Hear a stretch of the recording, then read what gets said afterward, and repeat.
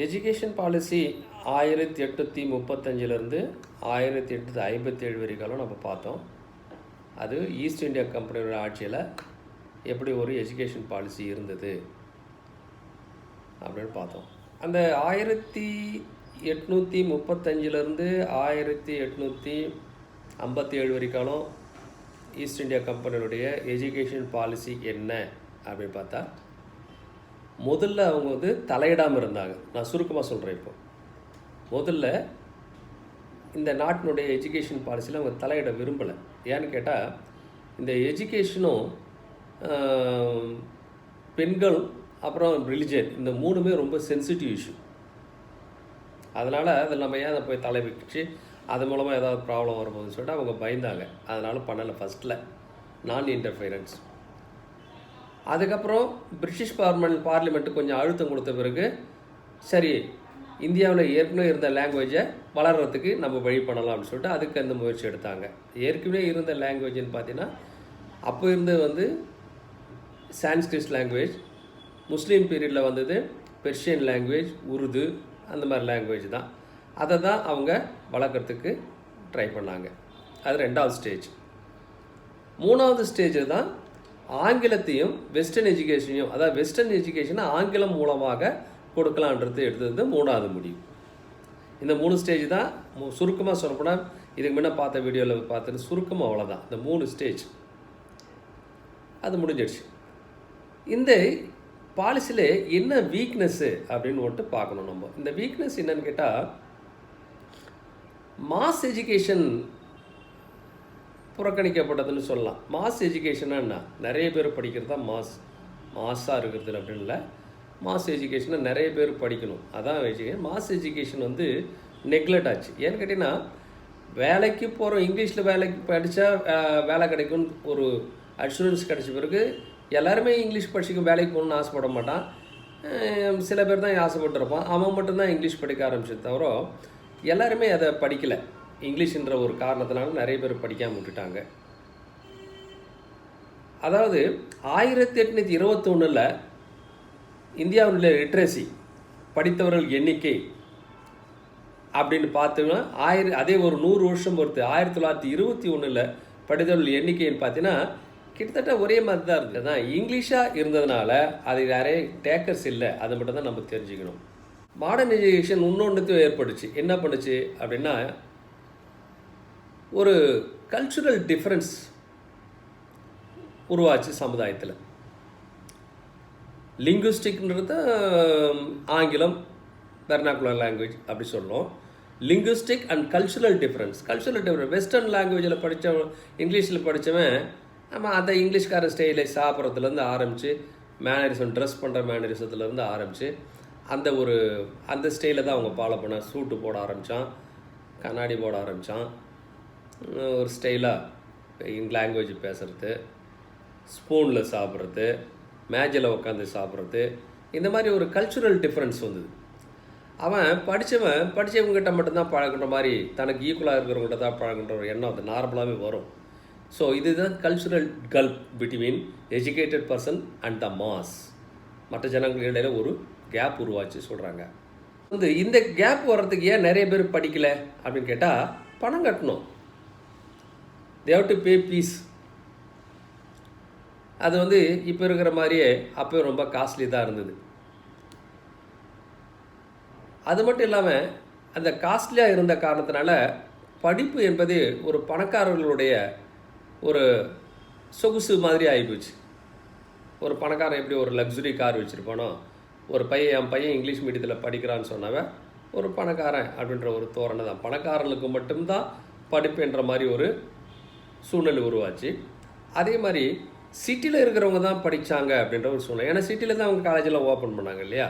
சிட்டியில் இருக்கிறவங்க தான் படிக்க ஆரம்பித்தாங்க அப்படின்னு அது ஒரு டிஃப்ரென்ஸை க்ரியேட் பண்ணிச்சு. இன்னொரு குறை என்ன அப்படின்னு பார்த்தா, பெண்கள் கல்வி புறக்கணிக்கப்பட்டது. அதுக்கும் முக்கியமானது, யாருமே நார்மலாக அந்த காலத்தில் பெண்கள்லாம் படிக்கிறத அந்த ஒரு சமுதாயம் ஒன்றும் விரும்பலை. ஃபேமிலியெல்லாம் பெண்ணுக்கு தேவையில்லை அப்படின்ற மாதிரி ஒரு கருத்து இருந்தது. அதனால் இது சமுதாயத்தில் ஏன் நம்ம தேவையில்லாத பிரச்சனை பெண் கல்வியை பற்றி அவங்க புறக்கணிக்கப்பட்டது அப்படின்னா அவங்க வேணும்னு பண்ணலை, இதில் போய் நம்ம கையை வச்சுனா தேவையில்லாத பிரச்சனைகள்லாம் வரும், நம்ம பொண்ணுங்களுடைய இதெல்லாம் கெடுக்க பார்க்குறானுங்க அப்படி இப்படி ஏதாவது வரும்னு சொல்லிட்டு அதை அவங்க பண்ணலை. அது பெண்கள் எஜுகேஷன் வந்து புறக்கணிக்கப்பட்டது, இது ஒரு காரணம். ஸோ இதில் 3 விளைவுகள் நான் சொல்லியிருக்கிறேன். ஒன்று என்னன்னா, ஒன்று வந்து education become the privilege of the rich people. அப்புறம் சிட்டியில் இருக்கிறவங்களுக்கு மட்டும்தான் எஜுகேஷன் அப்படின்ற மாதிரி ஆகிப்போச்சு.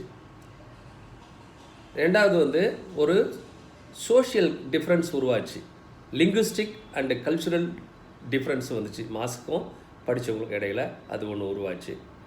மூணாவது பெண்களுடைய படிப்பு வந்து ஓரளவு நெக்லெக்ட் ஆகி போச்சு.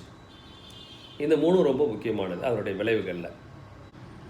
அது மட்டும் இல்லை, ஏன் இவங்க பெண்களுக்கு ஏன் அவ்வளோ முக்கியத்துவம் கொடுக்கல படிக்கிறதுனா, அதே சொல்கிறாங்க பாருங்கள், இந்த eyes of the foreign officials women could not be employed as clerks in the government. ஏன்னா அவங்க வந்து எஜுகேஷன் உருவாகுன்ட்டு அவங்களுக்கு கிளர்க்ஸு தான் வேணும், பெரிய ஆஃபீஸர்ஸ் வேணாம், கிளர்க் ஆஃபீஸர் மாதிரி இருக்க வேலை சின்ன வேலை செய்கிறதுக்கு ஆளுங்க வேணும். பெண்கள் அந்த வேலையெல்லாம் செய்ய மாட்டாங்கன்ற ஒரு எண்ணம் அவங்களுக்குள்ளே இருந்தது. அதுவும் ஒரு காரணம், பெண் கல்வியை ஏன் வந்து வளரலை அப்படின்றது. 1921 only 2 out of 100 Indian women were able to read and write. 1921 100 பேர் எடுத்திங்கன்னா 2 பெண்களுக்கு தான் எழுத படிக்க தெரியும். பெங்கால் பிரசிடென்சின்னு எடுத்துக்கிட்டிங்கன்னா 1919 மொத்தமே 490 கேர்ள்ஸ் தான் படித்தாங்க. இது வந்து பெண்கள் எந்த அளவுக்கு எஜுகேஷன் புறக்கணிக்கப்பட்டதுன்றதுக்கு ஒரு உதாரணம். இன்னொன்று சேர்க்கலாம். இதில் நான் 3 பாயிண்ட் சொன்னேன் இல்லையா, அதோட இன்னொரு பாயிண்ட்டு சேர்த்துக்கலாம். என்ன பாயிண்ட்டுன்னா, சயின்டிஃபிக் டெக்னிக்கல் எஜுகேஷனை வந்து அவங்க பெருசாக வளர்க்கலை.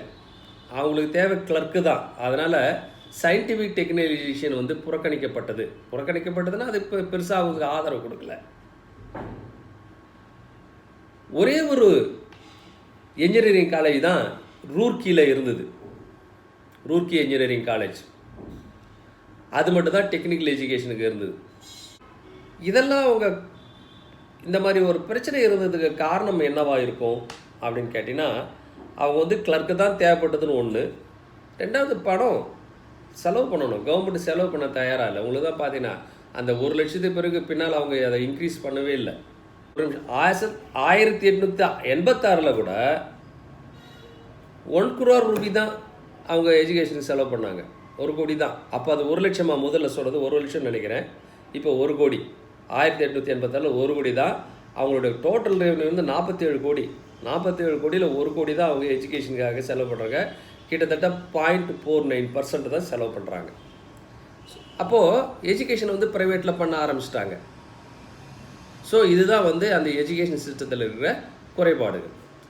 எஜுகேஷன் சிஸ்டத்தில் இருக்கிற குறைபாடுகள்னு பார்த்தீங்கன்னா 4 சொன்னேன். ஒன்று, மாசஸ்க்கும் எஜுகேஷன் போய் சேரலை. அப்புறம் மாசஸுக்கும் படித்தவங்களுக்கு இடையில் கல்ச்சுரல் அண்ட் லிங்குஸ்டிக் டிஃப்ரென்சஸ் வந்துடுச்சு. 3வது, படிப்பு என்பது பணக்காரர்களும் நகரத்தில் வசிப்பவர்களுக்கும் தான் இருந்தது. 4வது, பெண்களுடைய எஜுகேஷன் முன்னேற்றம் கொண்டு வரப்படவில்லை. 5வது பாயிண்ட்டாக என்ன சொல்லலாம் அப்படின்னா, டெக்னிக்கல் எஜுகேஷனை அவங்க வளர்க்குறதுக்கு பெருசாக கவனம் செலுத்தலை. உதாரணத்துக்கு வந்து ஒரே ஒரு காலேஜ் தான் டெக்னிக்கல் காலேஜ் இருந்தது, அது வந்து ரூர்க்கியில்.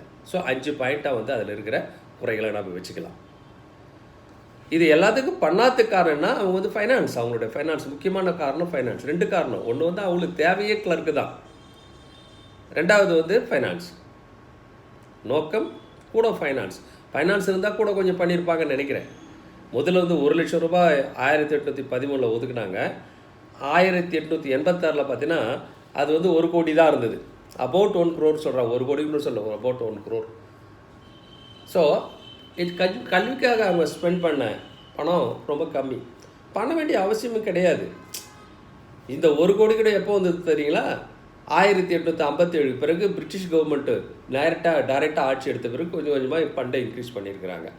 ஸோ 1857 பிறகு 57 இந்தியா சுதந்திரம் அடைகிற வரை காலம் எஜுகேஷன் பாலிசி என்னன்னு கேட்டால் ஒன்றும் இல்லை, continuation of the same policy. பிரிட்டிஷனுடைய சேம் பாலிசி தான். என்னென்னா அந்த எஜுகேஷன் கொஞ்சம் அந்த அமௌண்ட்டு கொஞ்சம் கொஞ்சமாக இன்க்ரீஸ் பண்ணிட்டு வந்தது தவிர பெருசாக ஒரு மாற்றங்கள் ஏற்படவில்லை. இதோட education policy of British empire அதில் 2 போர்ஷன். ஒன்று ஈஸ்ட் இந்தியா கம்பெனி, ஆனது direct rule by British government.